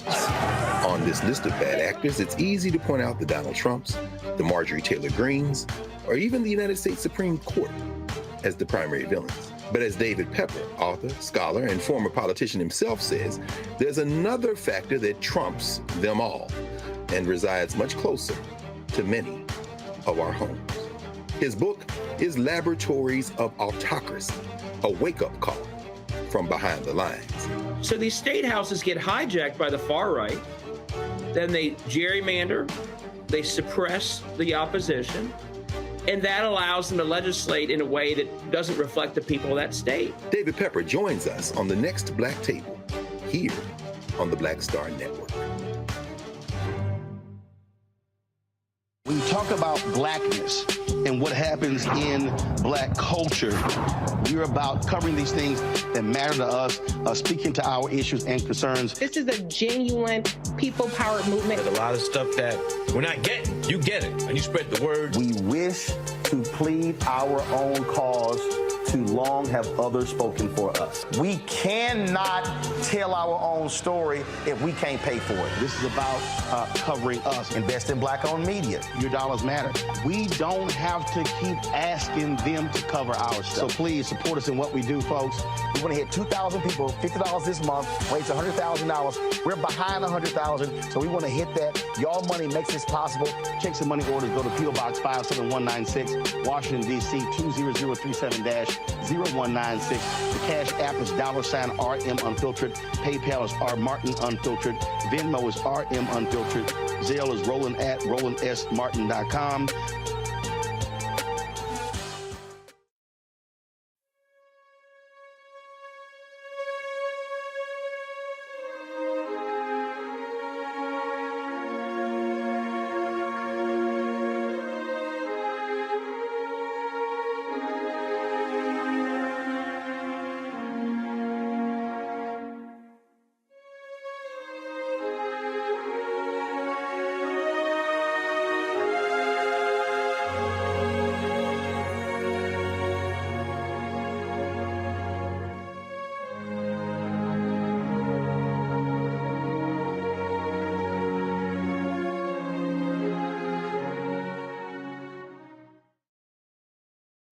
This here was a tweet Eric Dickerson sent out, another Hall of Fame running back. I just landed from my flight and saw all the text messages. Jim was not just a great football player, but an even greater human being. We need more people like Jim Brown. He'll forever be the standard of how the great running backs are measured in our game. Till we meet again, my friend. Folks, last year we were at their 80th birthday party for Richard Roundtree, and it was, of course, a great time had there. Jim Brown showed up and paid his respects there, and so we'll show you that in a little bit. But right now, we're joined by another Hall of Famer, Terrell Owens. We're setting up his shot and getting his audio straight. He'll join us in just a second. It was, I guess 3 or 4 years ago, maybe even longer. I actually did an interview with T.O. and Jim Brown at Jim Brown's home in Los Angeles. I am trying to get hold of a copy of that from the producer, Stacey Dillon. We'll try to stream that over the weekend or on Monday. It was a great conversation we had it was separate interviews I did with T.O. and then I did one with Jim Brown. It took place again at Jim's home there in Hollywood Hills. And so, do we have T.O.? Is he ready? Okay, all right, so we're trying to get Terrell's audio straight as we speak, and so we're doing that. Let me pull up what Emmitt Smith posted about Jim Brown. He posted this here. My heart aches at this very moment after hearing of the passing of Jim Brown. He is and was a true legend in sports and in the community, using his platform to help others. Thanks, King. This here is a photo of Emmitt Smith as Barry Sanders, two of the greatest running backs ever, as they take a photo there with the greatest himself, Jim Brown. And of course, that was there. And so Barry Sanders also was tweeting as well. I want to pull up before I go to T.O. I want to share with you what Barry Sanders posted. He said, you can't underestimate the impact Jim Brown had on the NFL. He will be greatly missed. Additionally, his generosity and friendship with my family is a gift that we will always treasure. Our thoughts and prayers are with the Brown family and Brown fans at this time. And again, this is a photo there of Emmitt Smith, Jim Brown, and Barry Sanders. Joining us right now is Hall of Famer Terrell Owens. T.O., glad to have you on the show. It was a few years ago. We were at Jim Brown's house. Terrell. Yeah, I got you, T.O. Can you hear me? T.O., can you hear me? Yes, I hear you. All right, so it was a few years ago. We were at Jim Brown's house when I sat down and interviewed you and Jim. Just share with folks your relationship with Jim Brown. Man, I think when you think about just football in general and just what he's meant to the black community, there's not enough to be said. And you just think about the impact, just the culture, the black community. He's done so many great things, and he's been a pillar for the success of so many, athletes that look like me. So for me, just to be in his presence, to be there with his wife, is definitely one of those moments I'll never forget. And also, like I said, you were there. For me, just to lose someone like this, this is an icon. This is a great one that we've lost. And I think LeBron said it best. I think if you're a person of color, especially an athlete, and don't know who he is, this is definitely a moment to go and research and understand what Jim Brown has meant to many just people of color and just many of athletes across the country. Yeah, you play wide receiver, but with the running backs, they really revered him in a different way as well. This is Jerome Bettis. I was texting Jerome earlier. He was actually at a benefit for Reggie McKenzie. He tweeted, "Today we lost a true legend. May Jim Brown, my Pro Football Hall of Fame brother, rest in peace and power." This is Bettis and Jim Brown right here. And the thing, again, it's just something about, again, those running backs. And again, when you look at Emmitt Smith and Barry Sanders and Eric Dickerson and Jerome Bettis and so many others, as they think about and reflect on Jim Brown and what he meant to the position, but also to the NFL. And he was also someone, he didn't take no stuff. He didn't take no stuff from nobody. Earlier I read how he left the Browns. He was not going to let anybody tell him what to do. Right. I think if you look at what he did, I think now you're seeing a lot of athletes that are, realizing their power and using their leverage, using their voice to speak up on a number of issues. And I think LeBron has really kind of taken that torch and that mantle and really doing that for a lot of athletes. A lot of people have even said that I was, when I played, I was one of those guys. I mean, I didn't really take a lot of stuff either. I was very outspoken, and that was often kind of misconstrued as being arrogant and cocky. But for me, again, I knew my worth. And I think I was reading something earlier when all this happened, and I came across an interview that Jim Brown had done with Sports Illustrated in 2002. And I hope a lot of athletes would really listen to and really just take note to what he said. In this article, he goes on to say that there are beneficiaries of our struggle, Brown said about modern black athletes in this interview. He said, but they don't recognize that because they're inundated with agents, managers, lawyers, and team owners who don't want them to do anything but play ball and hopefully keep themselves out of trouble and just be physical freaks of nature with no awareness of decision-making power. And that's honestly where we are right now. You think about the National Football League. This is the only sport that honestly has a lot of wear and tear on our body that doesn't have guaranteed contracts. These athletes have to understand how much leverage, how much power that they have to get those guaranteed contracts if they truly want them.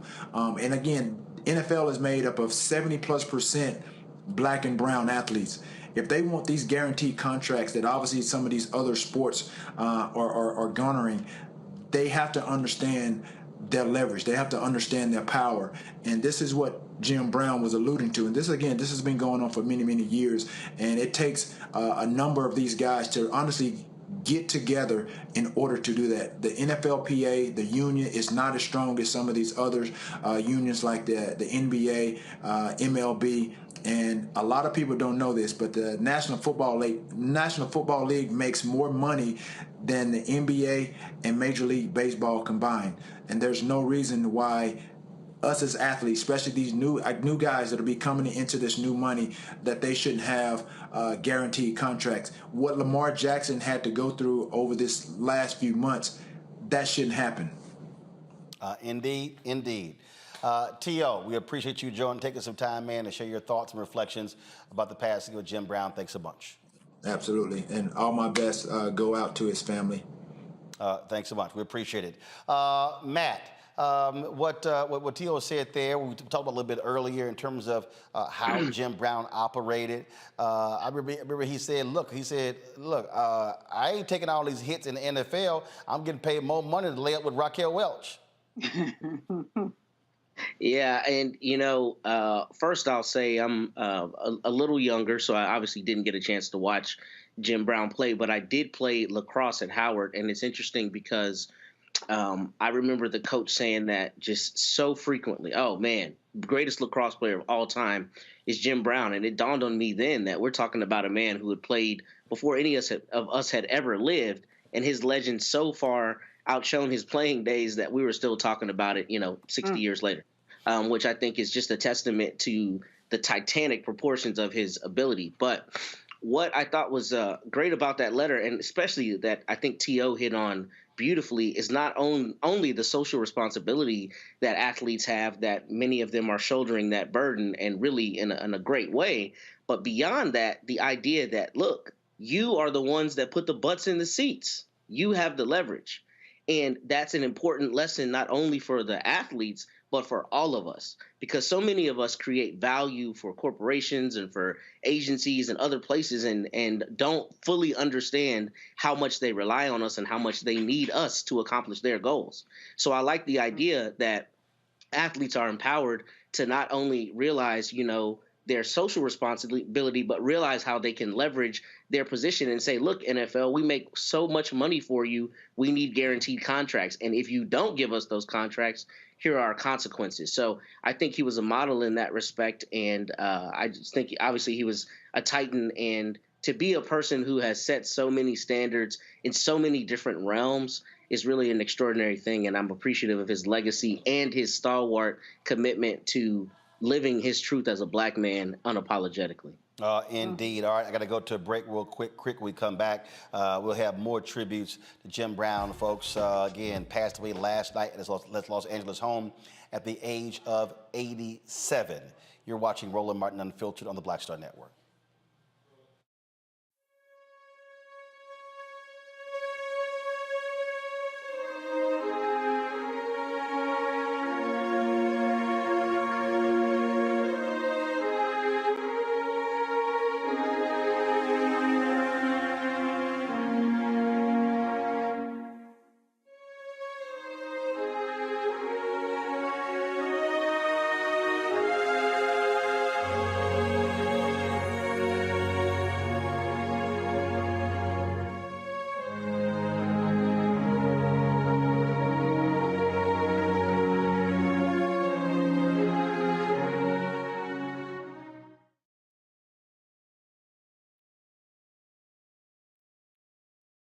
On the next Get Wealthy with me, Deborah Owens, America's Wealth Coach, nurses are the backbone of the healthcare industry, and yet only 7% of them are Black. What's the reason for that low number? Well, a lack of opportunities and growth in their profession. Joining us on the next Get Wealthy is Neely Bartanilli. She's going to be sharing exactly what nurses need to do and what approach they need to take ownership of their success. So the Black Nurse Collaborative really spawned from a place and a desire to create opportunities to uplift each other, those of us in the profession, to also look and reach back and create pipelines and opportunities for other nurses like us. That's right here on Get Wealthy, only on Black Star Network.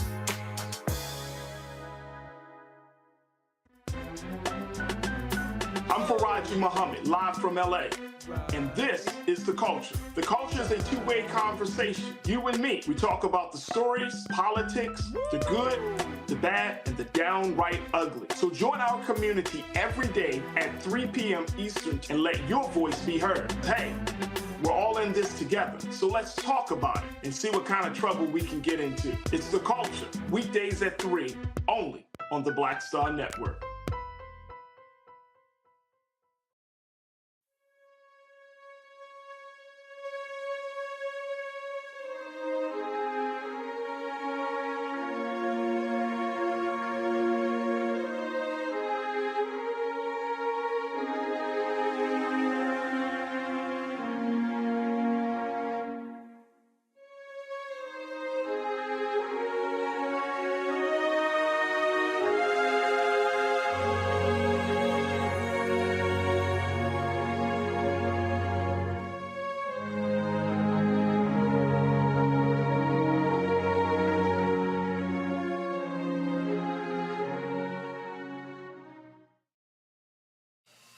Well, I was on the golf course earlier today when I got the news of the passing of Jim Brown. Folks were texting me and blowing my phone up. And, of course, Jim Brown was a huge golfer himself, always playing golf. So it's only fitting we would talk to Hall of Famer Marshall Faulk, who's on the golf course right now. Marshall, always glad to see you, my brother.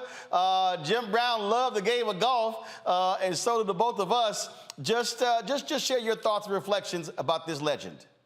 Man, a life well lived. And I think that, we'll talk a lot about Jim and what he did in football. But when you got to think about the transition that he made into acting and then being an activist with the AmeriCan Foundation and all the stuff that he did to help solve the gang issues in L.A., people don't really understand a lot of what Jim Brown did. And I know for me, what he meant to me, not just as a football player, but just as a role model and as a mentor, providing me the stability to have the career that I had by just giving me information. Jim was a wise guy, and he was there for a lot of us who came up looking for those role models in our life. Marshall, there was a guy who played golf with Jim in Dallas, and he was talking about Jim's peripheral vision. And see, you already know what's coming. And so for folks who don't know in golf, I mean, so when you play in golf, y'all, you can see, you got people, you don't want folks in your sight. But he said his sight was so ridiculous, he didn't want anybody standing here, or even behind him, because he literally saw all of that. That's what made him a great running back. It frustrated the hell out of folks playing golf with him. They were like, Jim, hit the damn ball.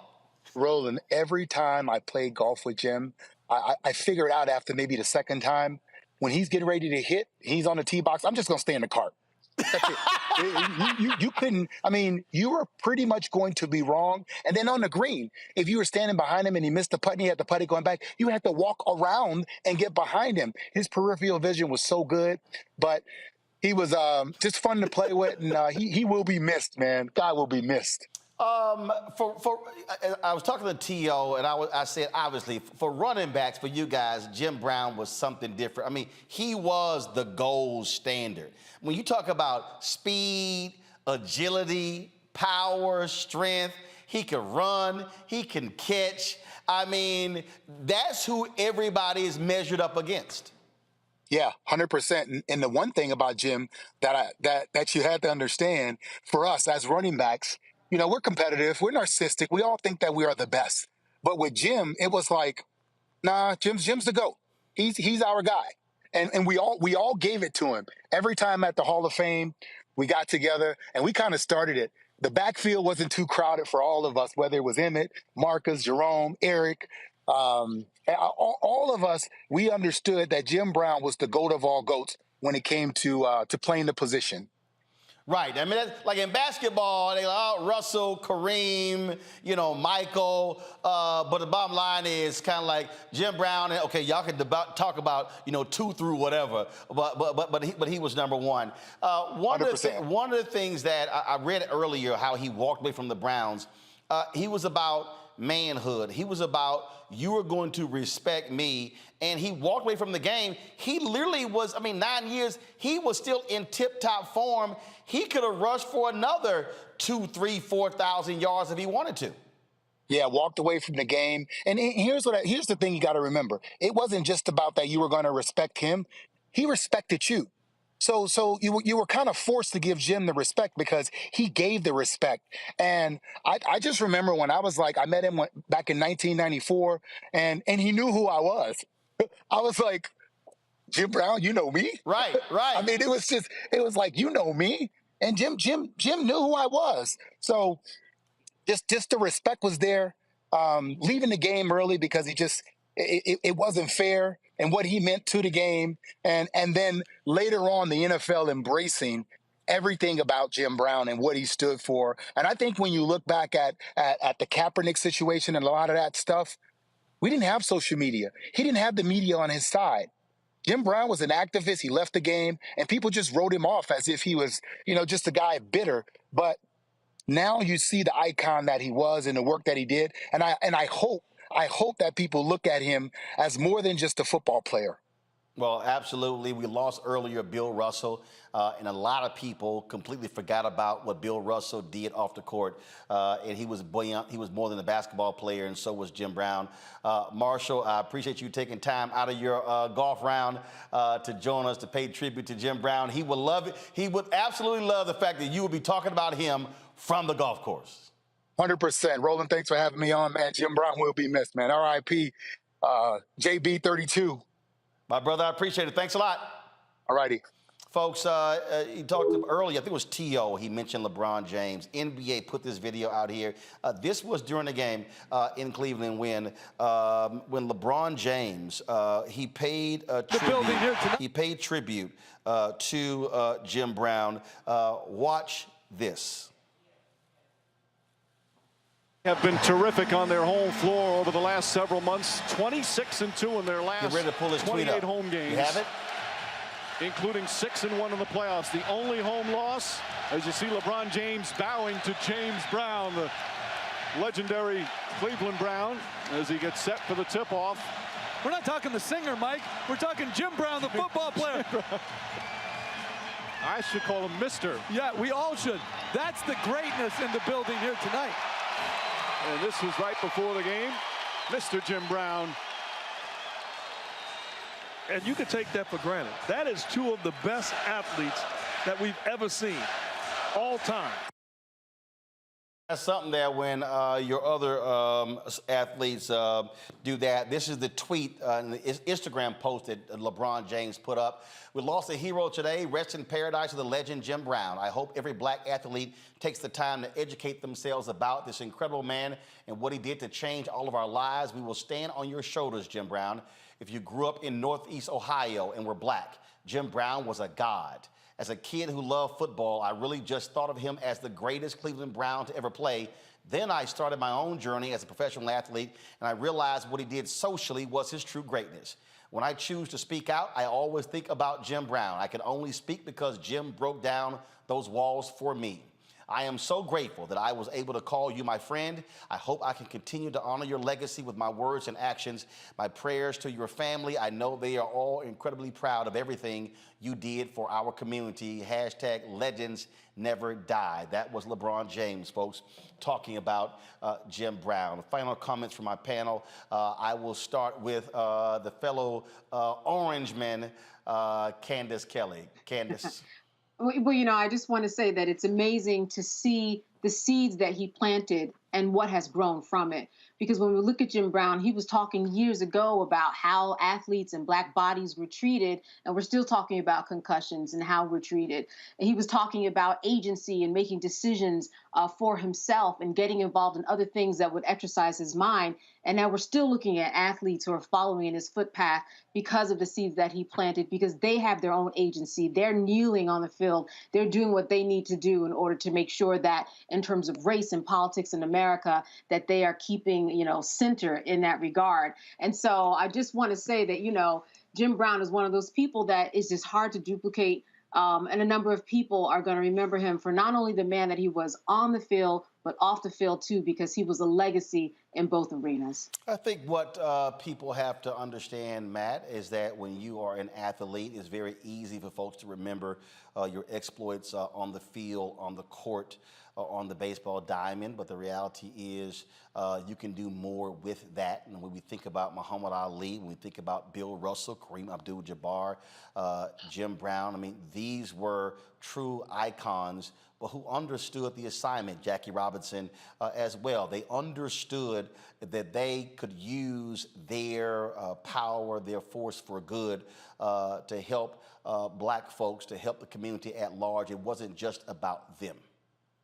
I'll take it a step further and say they understood they are duty bound to do that, right? That's what we're hearing from all of his compatriots and everyone who shared memories about Jim Brown, is that he exuded the social responsibility to help solve the gang problem, to be a role model for black people, to help people understand their leverage and their value.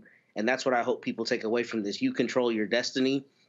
Think always how to leave that legacy, but also think about where you are obliged to your fellow person to help them along the way. And, especially in a small insular group like professional athletes, how important is it to have a titan help you along the way and helping you find your own path? So what I hope is instructive to people here is that we have a responsibility to be that for each other. And I think Jim Brown modeled that masterfully. Michael. Yeah, Roland, once again, Jim Brown is somebody we need to study. He's complex as well. And also, we're talking about Jim Brown on the 98th birthday of Malcolm X as well. May 19th is Malcolm X's birthday. And we know that I encourage people to watch that movie from director Regina King, One Night in Miami, because Jim Brown connects us to Malcolm X, connects us to Muhammad Ali, connects us to what's taking place during that period of time in the fight for civil rights and things like this, fighting against racism, et cetera. And then being an activist at the ground level. So it's one thing to, just do interviews talking about the problem, but he's an activist at the ground level dealing with gang interventions and ceasefires and things of this nature. So he's somebody that needs to be studied. And when we look at many African-American athletes today, you have the Right Wayne, the Laura Ingrahams, things like this, telling African-American athletes to shut up and dribble, okay? She probably would have said the same thing about Jim Brown back in the day as well. Folks, we will end this tribute by hearing Jim Brown himself. This is what the Cleveland Browns posted when he was recognized as one of the greatest 100 players in NFL history. Jim Brown, dead at the age of 87. We want to thank everybody for watching this tribute to him, and we'll see you on Monday right here in Roland Martin Unfiltered on the Black Star Network. I don't know who wrote the list, but when I look at myself, God gave me a physique. This is Jim Brown, the most devastating ball carrier in the history of football. I was 6'2", 232 pounds, and I had quickness and speed, and the word got around that I was a different kind of guy. An animal, a real raw talent, man. See, my father made me understand it. He said, watch this, boy. He don't run out of bounds. He gonna put his head down, he gonna get some more. And when he got tackled, he said, watch how slow he get up. He said, you know what that is? He said, in life, just get up slow, because you're gonna have to pick yourself up a bunch of times. Ain't no need to rush it. And this dude never missed a game. Every Sunday we watched, Jim Brown was on the field. Jim Brown's the greatest back to ever play. He was a bad man. And not only on the field, Jim Brown being an activist had an impact on me as well. He was around at a time, man, where America was trying to change with civil rights. And for him to be an athlete and get involved in it was like inspirational, because I'm like, man, this is Jim Brown saying we got to stand up, stay together. That was Jim Brown out there on the front line. He also was very keen on economic issues, which for most black athletes, they never ever were connected with that. Jim Brown tried to bring the community together in ways that had nothing to do with sports. And he pursued acting, and incredibly, he had some good roles and played in some good movies. I want more mental stimulation. I want to have a hand in the struggle that is taking place in our country. His footprint was so big that the respect you have for him and how he's changed the game and set the blueprint for all the backs who played this game is very impactful. You know, you gotta look for a little black kid back in the 60s, man. This is doable, you mean? And so, you know, I mean, he was quite an inspiration.